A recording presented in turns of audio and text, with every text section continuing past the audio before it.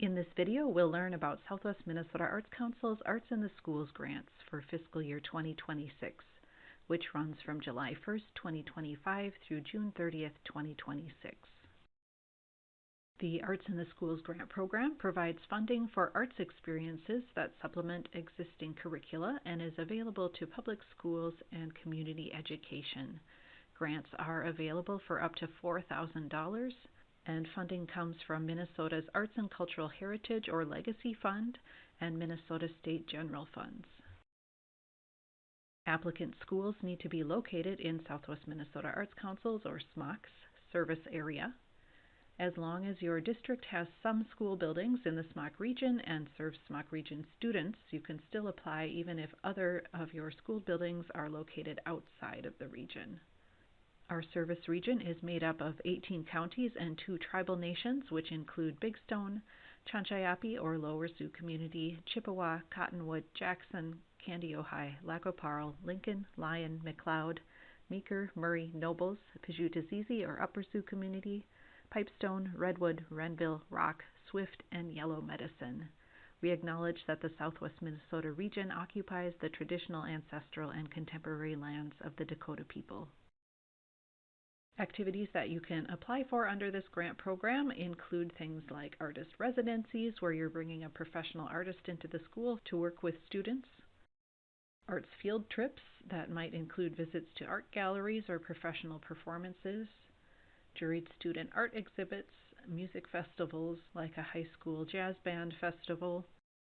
If your school or community ed is instead doing a community-focused project, for instance, Summer Children's Theater, you'll want to look at our art project or quick support for organizations grants. If you're wanting to do an artist residency for your school, there is a resource available at compass.org where you can find Minnesota teaching artists. You can search by art form, participant age, program type, etc., and book artists directly through the site. There are a few other project requirements. Your project needs to be open to all students within a grade, subject discipline, or activity, rather than specific students selected by teachers. For instance, if students were competing to participate in a trip by submitting essays, that would not be eligible.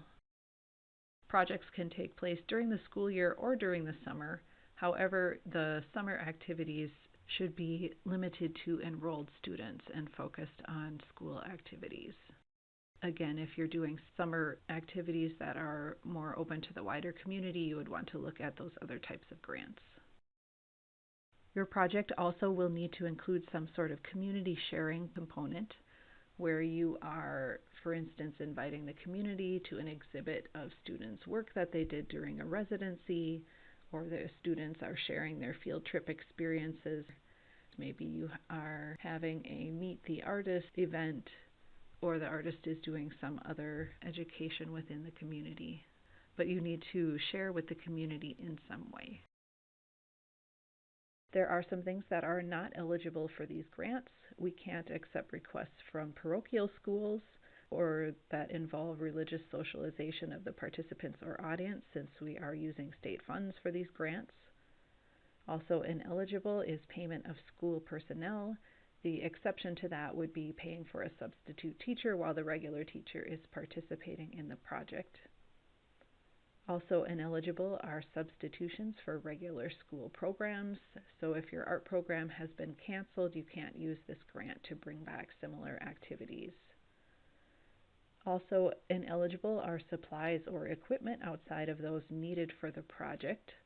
So you couldn't purchase things for your school like a piano or a kiln, but if an artist requests that students have a particular kind of scissors for their project, for instance, that would be eligible. And also not eligible are activities that take place outside of Minnesota, again, since we are using state funds. So while it would be very easy for schools in our Southwest region to take a trip to Sioux Falls, that would not be eligible. A few more things that are not eligible include projects that don't have an art focus, fundraising events, payments of debts that are incurred before the grant begins, grant funds being used to match another SMOC grant, and applicants that have a past due final report still outstanding with us. This grant has monthly deadlines throughout the year, and those are the first of the month, August through May, and the earliest date that you could start your project would be the first day of the following month. So if you submitted an application by August 1st, you would hear whether you had received it and be able to start your project by September 1st.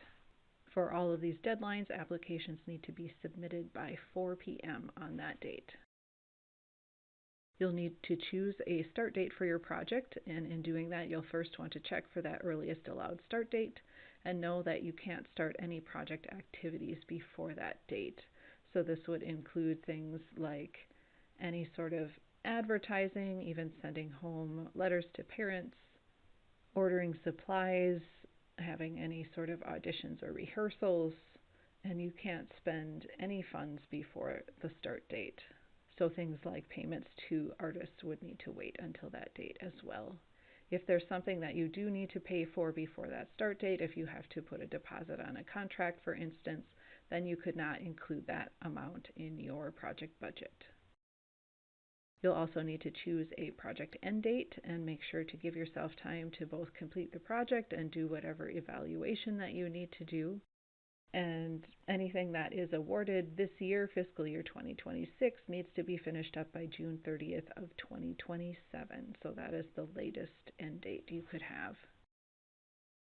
In preparing to fill out your application, these are the kinds of questions you'll need to answer and materials you'll need to gather.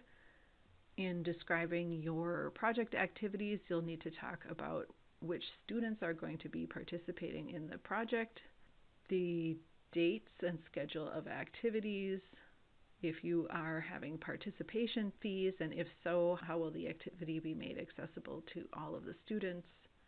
You'll also have to describe the community sharing component that you have.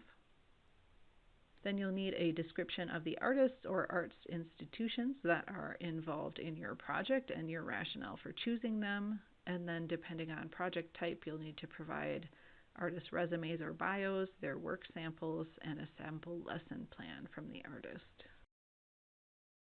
A few more application questions include your proposed project outcomes and an evaluation plan, estimated participant and audience numbers, an itemized budget, some data and demographics for your school, and contact information for a project director and authorizing official. The project director would be the person who is most directly responsible for the day-to-day activities of the project, and then the authorizing official would be your principal, superintendent, or other person that has authorizing power for your school.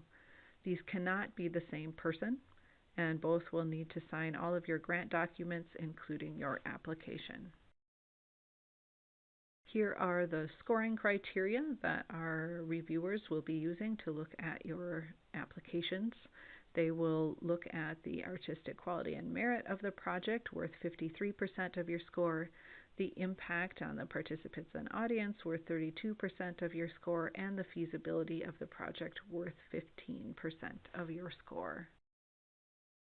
In more detail, for artistic quality and merit, they'll look to see that your project activities have high artistic merit and potential for students to develop knowledge, skills, and understanding of the arts, and also that artists or arts institutions show a high level of artistic quality and professionalism.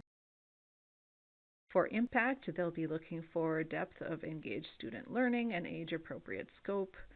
They'll look to see that the project enhances rather than substitutes for regular school arts programs. Activities should be open and accessible to all students who are wanting to participate.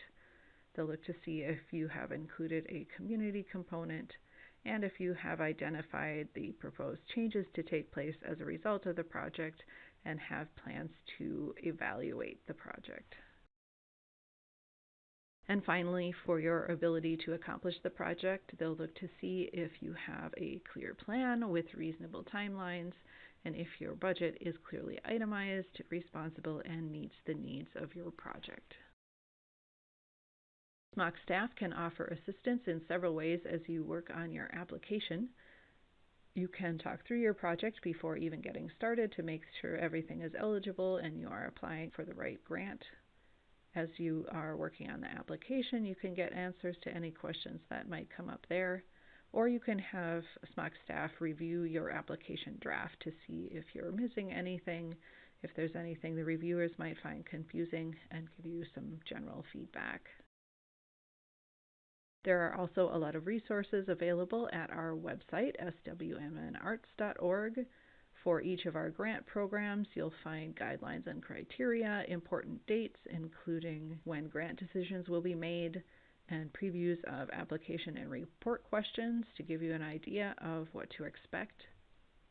There are several instructional videos available, including how to use the online grant system, how our grant process works, along with some grant writing topics like grant goals and evaluation and reaching underserved and underrepresented communities.